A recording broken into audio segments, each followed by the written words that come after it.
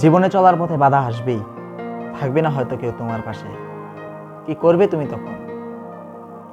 অন্যকে দোষারোপ করবে? ব্যর্থতার দায়ভার অন্যের ওপর চাপিয়ে দিয়ে বাধা মেনে নেবে তুমি? জীবন ভালো মন্দ যে কোনো ঘটনার সম্পূর্ণ দায়িত্ব নিজের কাঁধে নেওয়ার মনোভাব সফলতার অন্যতম প্রধান শর্ত। অর্থাৎ জীবনে অর্জন সম্পর্কের গুণগত, পেশাগত, মানসিক ও শারীরিক অবস্থান, আর্থিক অবস্থা সবকিছুর ক্ষেত্রে অন্যের ওপর দোষ না চাপিয়ে দায়ভার নিজের কাঁধে নিতে হবে। জীবনে বড় হতে হলে নিজের ওপর আত্মবিশ্বাস রাখতে হবে। নিজেকে যদি নিজেই ছোট ভাবা হয় তাহলে সারা জীবন ছোটই থেকে যাবে। জীবনে বড় হতে হলে নিজের প্রতি আত্মবিশ্বাস তেমন দরকার, চিন্তা ভাবনা পরিবর্তন করা, সবসময় বড় চিন্তা করতে হবে। আকাঙ্ক্ষাকে সামনের দিকে এগিয়ে নিয়ে যেতে হবে। সবকিছু নিজের মতো হবে তা নয়।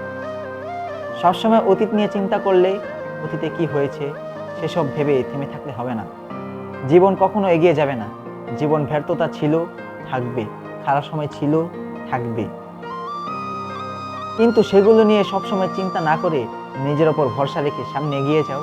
চেষ্টা করতে হবে, তাহলে এক সময় তুমি সত্যি সত্যি সফলতার কাছে এগিয়ে যেতে পারবে।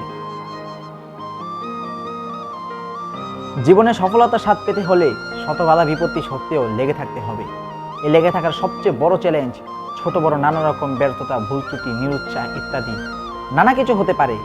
এসব বাধাকে স্বাভাবিকভাবে মেনে নিয়ে যাবে, ক্রমাগতভাবে নিজের কাজ করে যাবে, কাঙ্ক্ষিত ফলাফলের দিকে সে তত দ্রুত এগিয়ে যাবে।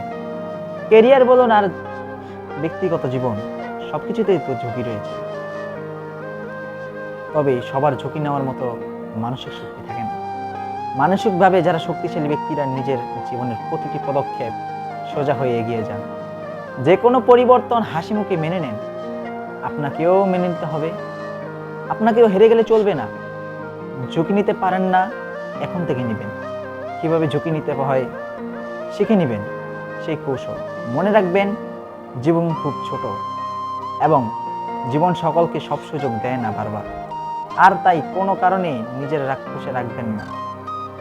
কাউকে ক্ষমা করে দেওয়ার মতো ভালো কাজ আর হয় না। মনে রাখতে হবে, সাফল্য সুখ বা আনন্দের চাবিকাঠি নয়, তবে সুখ বা আনন্দ সাফল্যের উপাদান। সুতরাং যে কাজ ভালো লাগে সেটাতে লেগে থাকতে হবে। বাধা থাকতেও জীবনে কিন্তু সাফল্যের বাধার মধ্য দিয়েই আসবে।